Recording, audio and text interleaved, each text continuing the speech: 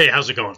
So what I'd like to do today is I'd like to talk a little bit about how to define a system in physics.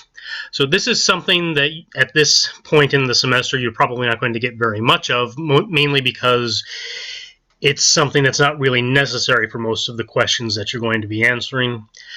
We'll see in a little bit why exactly it's not something that you have to worry too much about. It's really that the system's going to be implicit in what you're being asked, and usually it's going to be fairly easy to figure those things out. But when you get into Newton's third law problems instead of Newton's second law problems, it's going to become more important. In fact, what I'm going to do here is I'm going to wander through the building a system with one example situation. I'm going to ask 5 questions about it, but those 5 questions each are going to require me to define the systems just a little bit differently. So I'm going to be making comparisons. I'm going to have 2 different systems. And I'm going to have to choose the right systems to make comparisons with. But as I do that, what I'm really doing is I'm building up to Newton's third law, which is the interaction between 2 different systems. Okay, so that's sort of the plan of what I'm going to be doing to try to understand how to use a system by building up Newton's third law from Newton's second law. And it's going to be fairly useful. It's very important, this, I think, because it's important to get a couple of views of Newton's third law. Newton's third law is something that's a little bit tricky for beginners to apply. Once you can apply it, it's very, very useful. But until you've used it a couple of times, it can be kind of tricky to figure out what's actually going on. The wording is very plain, but the meaning is a little obscure, possibly because of how plain the wording is. So this is the situation that I'm interested in. I'm going to have 2 boxes, right? I'm going to put one box on top of the other box. The box that's on top is going to be lighter. The box on the bottom is going to be heavier. And after I've pushed things, I want to analyze what happens as the box is on the floor and it slows down. And that's going to slow down, I'm stipulating, because of friction, and it's going to decelerate uniformly. That's actually a nice property of friction, is that it does decelerate uniformly. And that means I'm going to get to play around and show you some things with kinematics. Nothing that you don't already know, but maybe it'll remind you a little bit, and that'll make life a little bit easier for you going on. We keep reusing these ideas over and over in the class, so please don't forget one thing just because I've decided to label the section something a bit different. All right. So the first thing maybe here is to just show you how to draw out this picture from the description. That's a skill that you have to learn. I've talked about it elsewhere, but again, it's something that students need repetition on, and there's only so much repetition I can go into with 3 hours a week with you. So what I'd like to do is just go through and show again how to draw something from the description, because if you have a description, you have a problem statement that's long enough, sometimes you're forgetting things that you'd already read by the time you get to the end. And so you've gotten the beginning by the time you got to the end, and now it doesn't do you any good. So drawing things out is an important step. It's something that most people who are very, very good at physics will usually do when they encounter a new problem. So here we have the first part, which is just 2 boxes. I've got 2 boxes. So I've got a big box and I've got a small box, and the lighter one is going to go on top of the heavier one. Okay, obviously you can't do this on your piece of paper, but you can scribble things out. That's fine. When I was an undergraduate, I did everything in one spiral-bound notebook. It had absolutely no organization until later when I organized it by copying my notes out and copying my problems out. But everything was all in one binder. I just kept on going, and if I made mistakes, I just crossed everything out and went on. So if you have to change things, it's perfectly fine. All right, just remember that problem solving is an iterative process. So here I've got the 2 boxes, one on top of the other one, and then I'm going to do some indications on this drawing which is still a simplified drawing of the boxes decelerating uniformly. All right. I can't really say uniformly. I could write uniformly on that A, but I mean, it's easy enough just to write A and indicate that there's a velocity v0 going the other direction.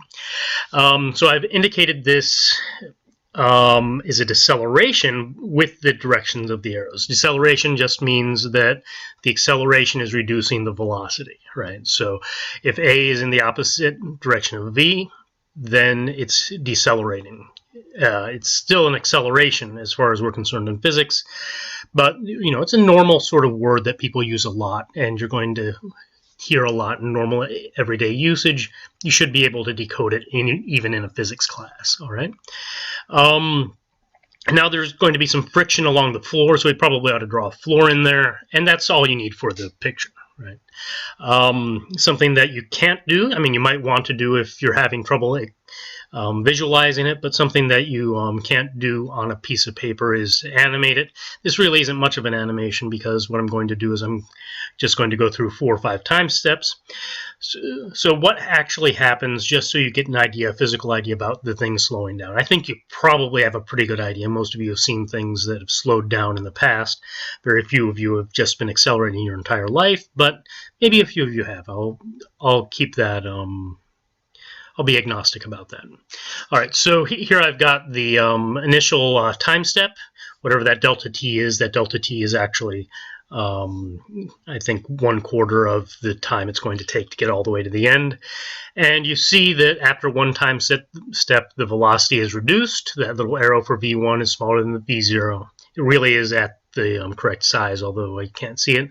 And you see that the object is translated to the right, and it's translated by exactly the amount you think of for kinematics, right? The velocity times how long it takes, which is how long it would go if it was moving without any friction, minus the effect of the friction, which is 1/2 that 8 delta t squared. That, of course, just because the acceleration is uniform.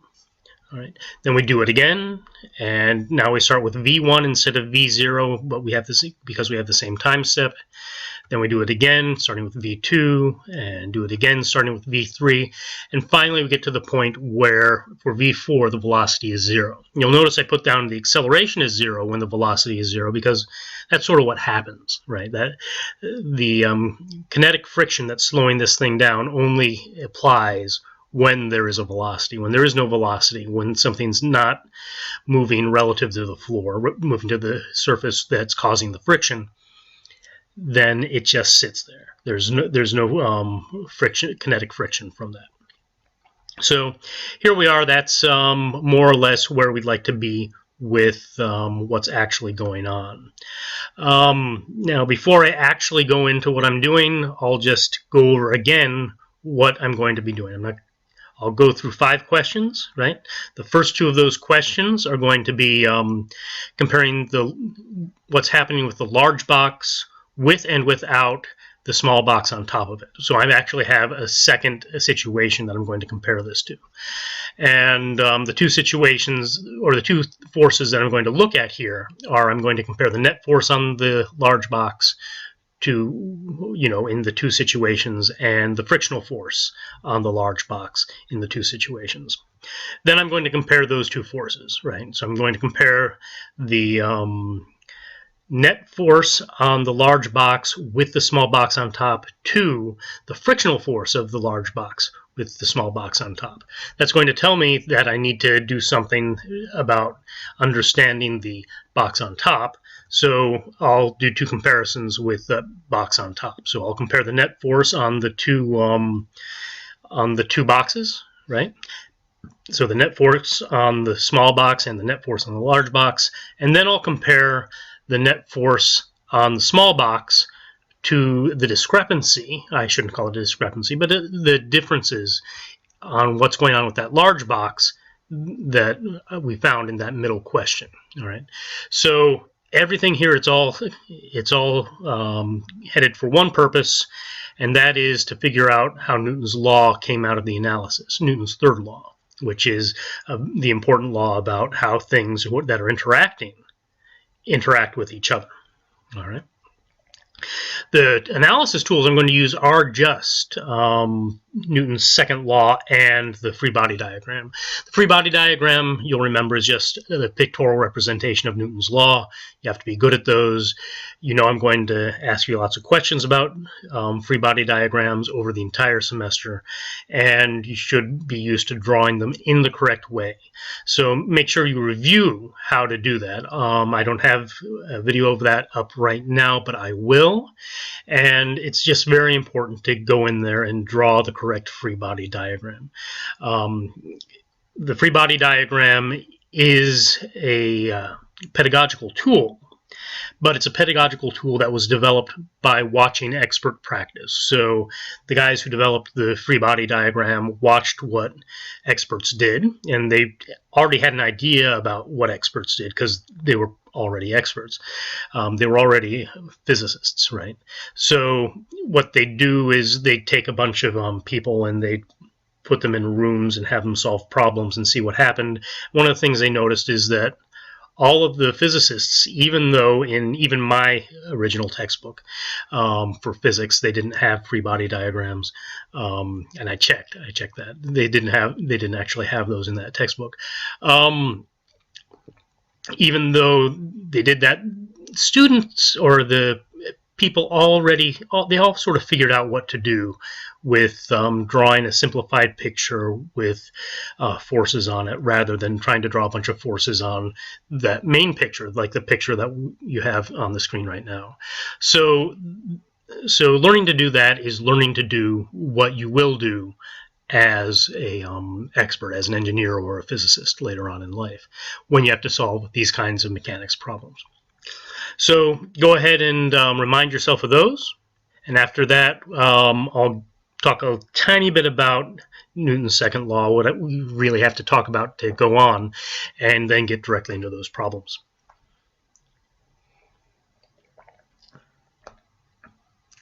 Okay, good. All right, so Newton's second law, the way I want to write it now is to talk about this in terms of the system.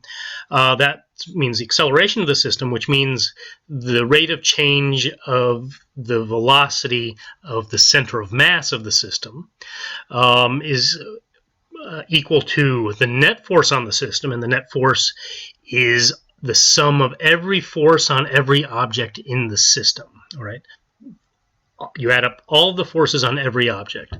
There's going to be something nice when we have Newton's third law that happens that reduces the number of forces we have to look at, but it's technically equivalent to adding up every force on every object in the system, okay? And then we divide that by the total mass of the system, right? And the total mass of the system is the sum of all of the masses in the system, all right? So this is all for the system, and it's exactly the same for an object. In fact, if you can just say your system is of one object is just a system of one object. It's still a system just with one object. So that's how we're going to look at it. It's the same. There's no differences between Newton's second law here and there. All right. It's going to be very important when you start doing some of those problems in the momentum chapter. All right, now here's my first question, right? Yeah, it looks nice, doesn't it? Will the net force on the bottom box be larger or smaller if there is no box on top of it, but it has the same acceleration? Now, that same acceleration thing's important, all right? If the acceleration wasn't the same in the two situations, then we wouldn't know what's happening.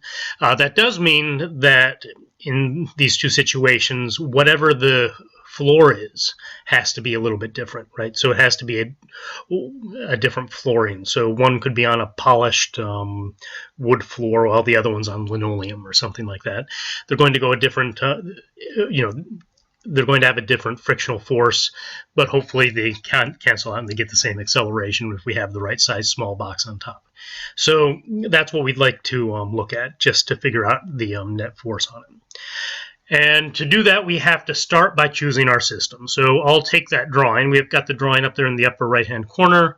I'm going to turn that into two drawings, one for the system with one box, which is now in the lower right-hand corner, and three possibilities with that same system that used to be in the upper right-hand corner.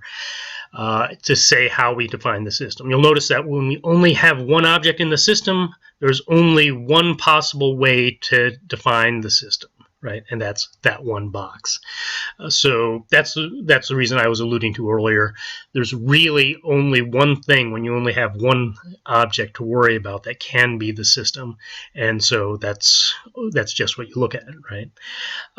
For these other three situations, I can, or for this other situation that I've got these three possibilities for, I get to choose between having the small box as my system, the large box as my system, and having two boxes as my system. And you'll notice that two of those situations have a floor contact, which means that they can feel the frictional force with the ground there, with the floor, and the other one does not. So if it feels a frictional force, and it does feel a frictional force because it's slowing down, that has to be in contact with the larger box. All right, so to choose between these, I have to figure out what I want. Well, I want the net force on the large box. So if I want the net force on the large box, probably I'm going to want that center situation, right? Because in this situation, the net force of the entire system is a net force on the large box. In the other case, in the case at the far left, the net force on that system is a net force on both boxes as a unit. In the right-hand case, of course, it's just a net force on the small box, and I don't care about that at all, right? So let's go ahead and choose these two systems as what we're going to look at in trying to answer this question about whether or not the net force on this is smaller or larger with the small box on top and the same acceleration. Okay, and we can draw the free body diagrams for these things. We don't really need to because we can go directly to the definition, but let's just look at the free body diagrams, the way we can draw them. With one box, it's fairly simple. You have the weight and the normal force, which is the thing that keeps the box from falling through the table. All right. Anything that's going to counteract a force is a force itself. That's a consequence of Newton's first law. We'll talk a lot more about the normal force in a week or so when we talk about approximate forces. We also have the frictional force on that little dot in the middle. That's the only thing in the x direction. The things in the z direction have to cancel because the box isn't falling through the floor, and we only have one force in this situation in the x direction. We also notice that we can actually write the quantity for the net force on the system in the little net force on the upper right hand corner that you're supposed to write, that you're supposed to draw on these, right? And that's the mass times the acceleration. That's coming directly from Newton's second law. Okay, so that's the net force on that. In fact, if we go up to the next one, if we go up to the pair situation where we're looking at the large box with the small box on top of it, the net force we already know is the mass times the acceleration. In the first case, that mass times the acceleration is directly related to the frictional force. It's the same number, right? Because there are no other forces on the small box or on the large box with no box on top of it that are in the x direction. So since the net force is in the x direction, the frictional force and the net force are the same. All right. In the upper box, there's this purple force that could be there, might not be there. We won't make any decisions about that quite yet. But since we don't know if there's another force coming from that small box on top, we can't make that same equivalence. We don't need it for this problem. Right? We don't need to worry about that for this problem because all we really needed were these net forces, right? And the net force in both cases is the mass of the system times the acceleration of the system, right? So mass times acceleration, mass times acceleration. So they both have the same net force. And in this case, we've got a completely general conclusion we can make. A couple of these things we'll have only specific conclusions we can make, but in this case we have a general conclusion that for every set of forces on a body, if they if those forces cause the same acceleration on the same body, then and in the same direction, then they have the same net force, the same vector sum of all of the forces on that body or on that system. Same thing. So in this case, we have the same net force because it's the same object is accelerating at the same rate and in the same direction. Simple enough, right? I think most people are pretty good at this particular concept, even by the end of class, by the end of the semester. Next question. Let's see. It looks hard. Will the frictional force on the bottom box be larger or smaller if there is no box on top of it, but it has the same acceleration?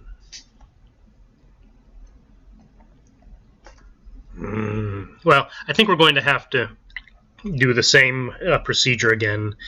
Try to choose between these three possible systems, or three possible systems, for this situation.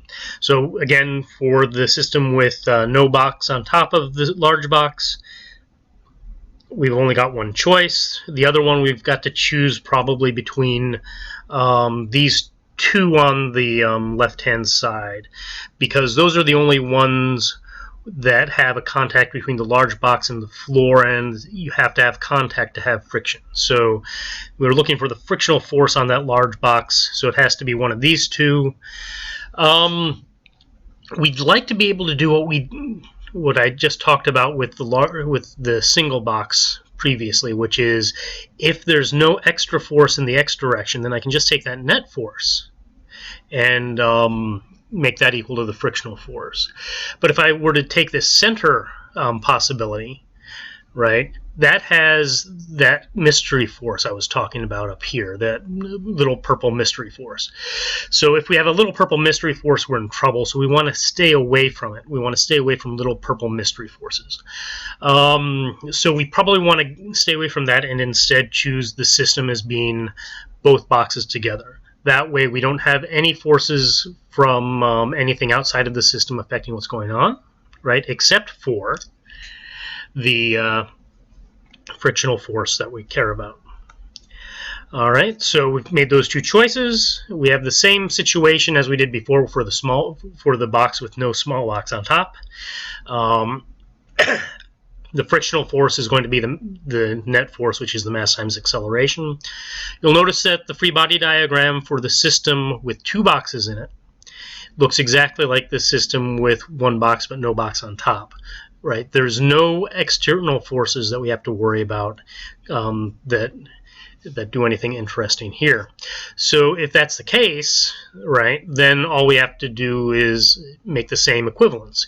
Right? The frictional force is equal to the net force, and the net force in this case is the same acceleration because these guys are accelerating at the same rate as before, only we're looking at two things at the same time, times the sum of those masses, the mass of both of those things.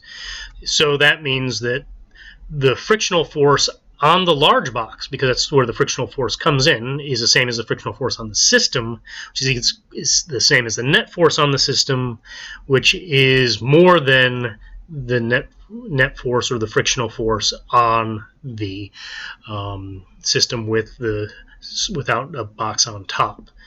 Two boxes, more force. Makes a little bit of sense just saying it that way. So a force that affects one object in a system affects the system as a whole, right? It might be better to choose a simpler system, and by simple I mean one that has fewer forces coming in or out of the system, rather than having more or fewer objects on the inside. So you should always try to choose a system that meets your needs from those you have sufficient information for, and once you do that, try to choose the system that is absolutely simplest, that meets your needs, because that will save you a lot of work. You'll still be able to do it if you do everything correctly and your system's fine and you have all the information, that's fine. But you might have to solve a couple of extra equations. And I'm like you, I don't want to solve more equations than I actually have to. Although usually by the time I figured out how to simplify a problem, I've already solved it in two of the most complicated ways I can figure out.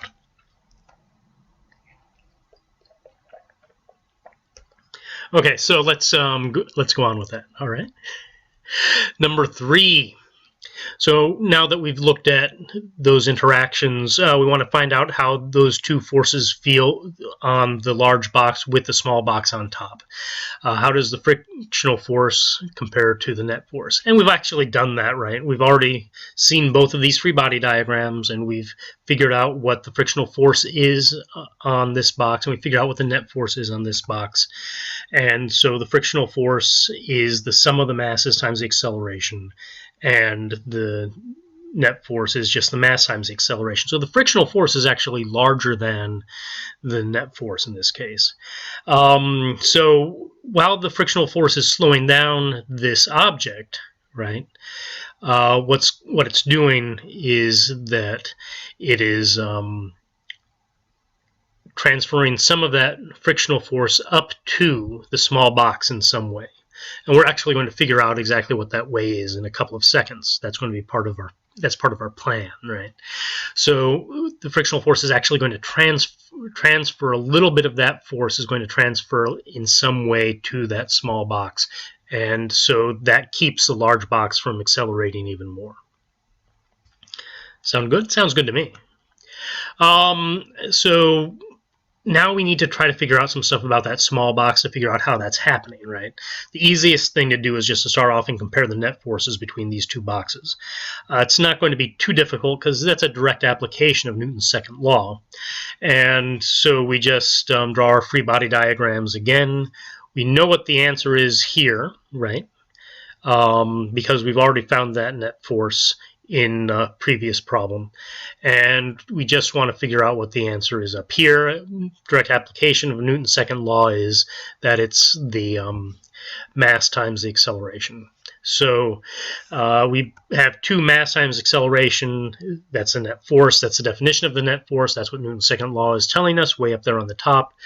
Only for the small box, that's a little m. For the large box, that's a big M. So big M's are larger than little m's, and so the large box is feels more force than the small box. I shouldn't say that. Somebody might take that literally. Just because I use a smaller m does not mean that the number is smaller. Okay.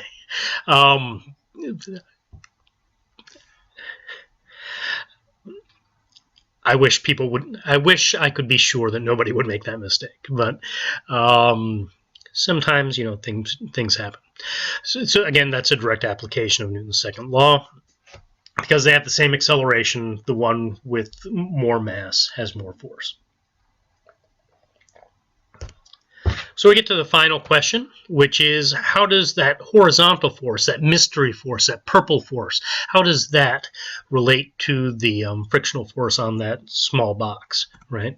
And remember that frictional force on the small box, that's just going to be the net force because we have that simple free body diagram again, right? Because we have that simple free body diagram, there's only one force in the x direction, so the frictional force has to be equal to that. That has to be its magnitude. It also has to be its direction. So let's see. For the other one, now we've decided that that push is a real thing, right? Because we know that the large box isn't going as fast as it would go if it only had that frictional force. So we have to figure out what's actually happening with that push. What's happening with that P? What's pushing this, and so forth and so on. So when we do this analysis, it's going to give us a really good hint. I might not be a perfect proof or anything like that, but it's going to give us a really good hint about what's pushing that box. So if we just apply the Newton's second law stuff, we can figure out things like little f is equal to the F net on the small box, and which is equal to little ma.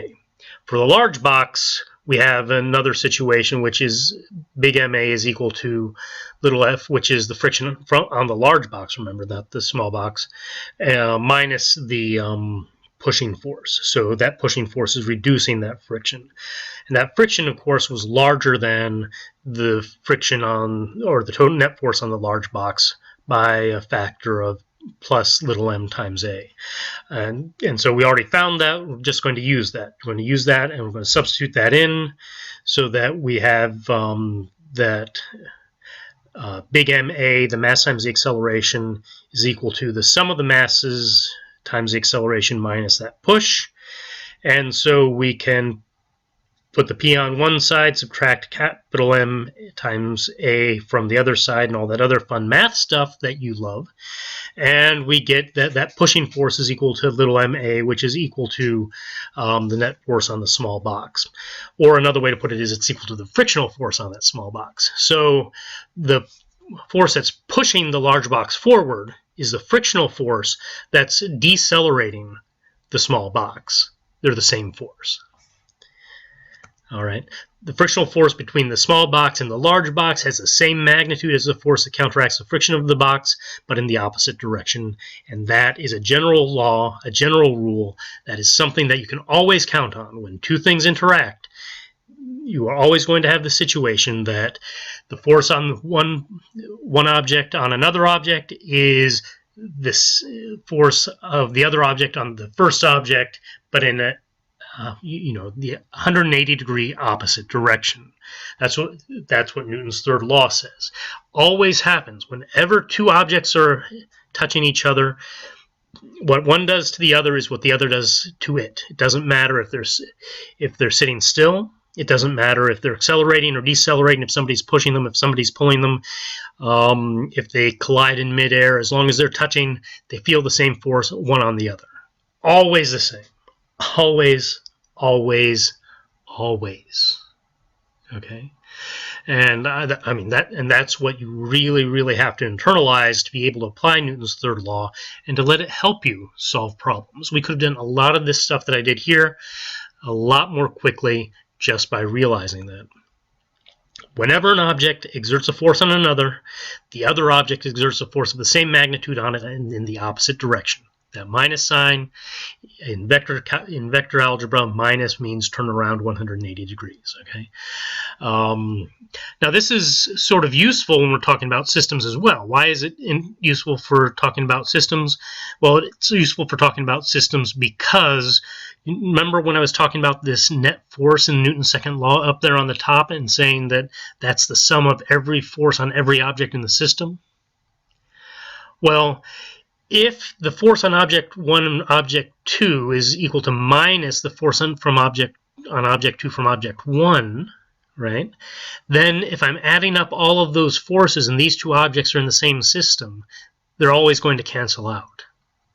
That means nothing strange is going to happen no matter what's happening on the inside of your system. The center of mass is going to do the same thing, right? The center of mass is going to just act on its own. It doesn't matter how the things on the inside are interacting with each other, as long as they're not interacting with things outside of the system. So that net force on the system is really just the sum of all of the forces between objects in the system and objects outside of the system. All right? That's all you have to worry about. The interactions between things on the inside and the outside of the system. Doesn't that sound nice? This thing makes that thing easier. That's awesome, right? So you don't have to do a lot of extra work. You can get rid of a lot of extra work by remembering Newton's third law that way. All right. So that's where I really wanted to get to. I hope you got a good idea about how to define a system from this. And I hope that's going to shed a little bit of light on Newton's third law. This particular system, or that I was looking at, the situation that I've been looking at here, that situation is one of a category that I can ask many, many, many similar objective questions about, many similar conceptual questions about. And unfortunately, for some reason, students really don't get it. And I'm hoping that by looking at this in a slightly different way, which is maybe a little too long for an in-class lecture, hopefully this will improve your understanding of Newton's third law, as well as help you understand both how to draw a free body diagram and what to think of as a physical system in mechanics. All right. Okay, well, thank you very much. This was a whole lot of fun for me. This is only the fourth time I got to this point without something crazy going on. Something crazy came on the last time I did this. So I hope that's all right. I might tack on a couple of example videos as well eventually. I might have one or two already, but those would be in the old system, which has got my hand in it. So I'll wait until I make some examples and also add those examples on right about here so you can go off and look at me doing math, because I know you love to watch me doing math. Everybody loves to watch me doing math. That's, you know, how I make my cash. So thank you very much, and I will see you in class. All right, bye now.